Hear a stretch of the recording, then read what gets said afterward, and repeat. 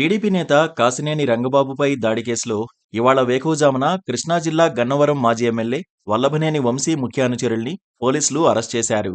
పోలీసులు అరెస్ట్ చేసిన వారిలో వంశీ ప్రధాన అనుచరుడు ఓలుపల్లి మోహనరంగాతో పాటు మరికొందరు ఉన్నారు. వీరిని అరెస్ట్ చేసి కంకిపాడు పోలీస్ స్టేషన్కు తరలించారు. రంగబాబును గన్నవరం సమీపంలోని పార్క్ ఎలైట్ హోటల్ దగ్గరకు పిలిచి దాడి చేశారు. ఈ ఘటనలో రంగబాబు కాలికి గాయాలు కాగా పిన్నమనేని ఆసుపత్రిలో చికిత్స పొందారు. ఆయన పోలీసులకు ఫిర్యాదు చేయడంతో కేసు నమోదైంది. పొలం విషయం గురించి మాట్లాడేందుకు రావాలని పిలిచి దాడి చేసినట్లు రంగబాబు ఆరోపించారు. గతేడాది క్రైమ్ నంబర్ 42గా ఈ దాడి కేసు నమోదు చేయగా ఈ ఘటనలో 9 మందిని నిందితులుగా గుర్తించారు పోలీసులు. వీరిపై సెక్షన్ 326, 120B రెడ్ విత్ 34 సెక్షన్ల కింద కేసు నమోదు చేశారు.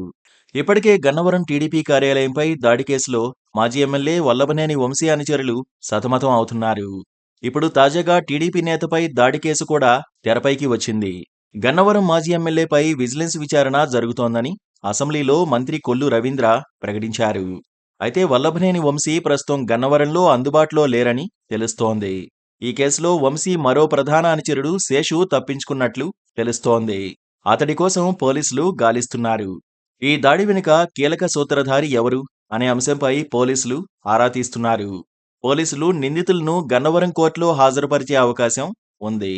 Please do subscribe to Please do subscribe to Please do subscribe to Please do subscribe to Please do subscribe to Please do subscribe to KTV Telugu.